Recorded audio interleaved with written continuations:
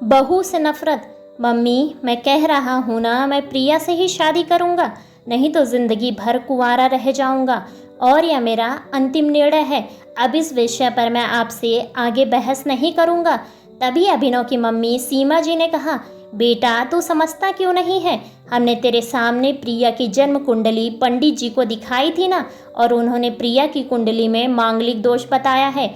अब तू बता, सब कुछ पता होते हुए भी तेरी शादी एक मांगलिक लड़की से कैसे कर दें? तू जानता नहीं है कि मांगलिक दोष वाले के जीवन साथी की मौत जल्दी हो जाया करती है, इसलिए तुझे मैं समझा रही हूँ, तू भूल जा प्रिया को। सीमा जी ने अभिनव को बहुत समझाया, पर अभिनव का कहना था, जब मैंने प्रिया से प्यार किया था तब मैंने उसके साथ प्यार करते हुए जन्म कुंडली का मिलान नहीं किया था, ना ही मैं इन बातों को मानता हूँ। इसलिए अब बस शादी करूँगा तो सिर्फ प्रिया से, और यह मेरा आखिरी फैसला है। आखिर सीमा जी को अपने बेटे के जिद के आगे झुकना पड़ा, और पंडित जी के द्वारा बताए गए अनुसार प्रिया के मंगल दोष को दूर करने के लिए अभिनव के साथ शादी करने से पहले प्रिया की शादी एक पेड़ के साथ करवाई गई, और उसके बाद प्रिया ने अभिनव से शादी की। प्रिया दुल्हन बनकर अभिनव के घर आई, पर सीमा जी को प्रिया का मांगलिक होना अभी भी खटक रहा था, और सीमा जी उसे दिल से अपना नहीं पा रही थी। घर में कुछ भी परेशानी आती तो उसका दोष प्रिया को ही दिया जाता, लेकिन प्रिया पढ़ी लिखी संस्कारी लड़की थी, और वह अपनी सासू माँ से मिले इस बेवजह के आरोपों को अपने दिल से नहीं लगाती थी। ऐसे ही ससुराल में उसके दिन कट रहे थे। एक दिन अभिनव ऑफिस से जल्दी घर आ गया। तब सीमा जी ने उससे पूछा, बेटा आज जल्दी कैसे आ गया? तब उसने बताया, माँ आज सुबह से ही सिर दर्द और बहुत कमजोरी आ रही है, इसलिए ऑफिस में काम करने की हिम्मत नहीं हुई मेरी। तब सीमा जी ने कहा, चल बेटा जल्दी कर, हमें डॉक्टर के पास चलना चाहिए। तब अभिनव और सीमा जी डॉक्टर को दिखाने गए। डॉक्टर को दिखाने के बाद मालूम पड़ा कि अभिनव को पीलिया हो गया है, और दोनों जैसे ही घर लौटे सीमा जी ने घर को सिर पर उठा लिया और कहने लगी, जब से यह लड़की हमारे घर में आई है तब से हमारे घर में परेशानी और बीमारियां भी साथ लेकर आई है।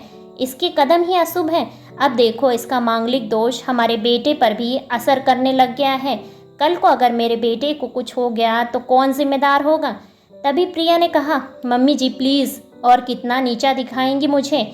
आज तक मैं चुप रही क्योंकि पापा ने यही सिखाया था कि बड़ों के आगे ससुराल में जवाब मत देना, पर आज तो आपने हद ही कर दी। अगर मैं आज नहीं बोली तो ज़िंदगी भर खुद को माफ़ नहीं कर पाऊंगी। मम्मी जी, अगर आप पंडित जी पर भरोसा नहीं करती थी तो उनके कहे अनुसार आपने सारी मांगलिक दोष निवारण की विधि क्यों करवाई? क्यों पहले आपने मेरी पेड़ से शादी करवाई?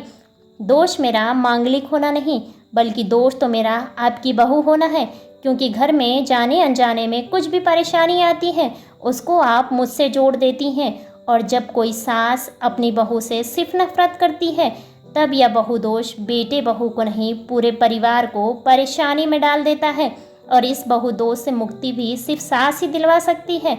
बहू को अपनी बहू माने, उसे दिल से अपनाए, उसे भी सम्मान दे, और यह महसूस कराए कि वह भी इस परिवार की सदस्य है।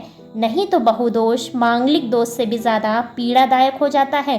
प्रिया की कही हुई बातें सीमा जी के दिल को झकझोर रही थीं, और उन्हें मन ही मन पश्चाताप भी हो रहा था।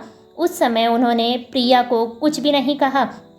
थोड़े दिन बाद अभिनव बिल्कुल ठीक हो गया और ऑफिस जाने लगा, और 1 महीने बाद अभिनव की सैलरी भी बढ़ गई। तब उसने घर आकर इसका श्रेय प्रिया को दिया, तो सीमा जी बोली, हाँ सही है बेटा, तू तो सारा श्रेय बहू को ही देगा। तेरी माँ का आशीर्वाद भी तो तेरी प्रगति के पीछे रहता है तेरे साथ, तू तो मुझे श्रेय देना ही भूल गया।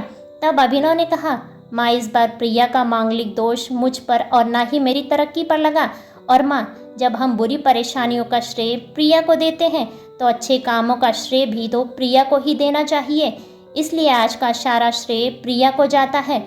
अभिनव ने हंसते हुए कहा। तब प्रिया बोली, अभिनव क्या तुम भी मुझे ऐसा ही समझते हो? तब अभिनव ने कहा, नहीं प्रिया, बिल्कुल नहीं, बल्कि मैं तो माँ को यह समझाना चाह रहा हूँ, सुख दुख हमारे जीवन का हिस्सा है, और कभी जीवन में खुशियाँ आती हैं तो कभी गम भी आते हैं। इसके लिए हमें परिवार के सदस्य या अपनी बहू को दोष देना उचित नहीं है। तभी सीमा जी बोली, बेटा सही कह रहा है तेरी तरक्की ही बहुत है मुझे इस झूठे दोषों से बाहर निकालने के लिए।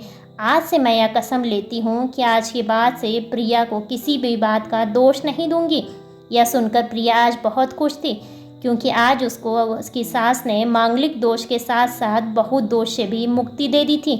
ऐसे ही बेहतरीन कहानियों को सुनने के लिए वीडियो को लाइक और चैनल को सब्सक्राइब करें और अपने विचार कमेंट्स बॉक्स में कमेंट्स करके हमें ज़रूर बताएं। धन्यवाद।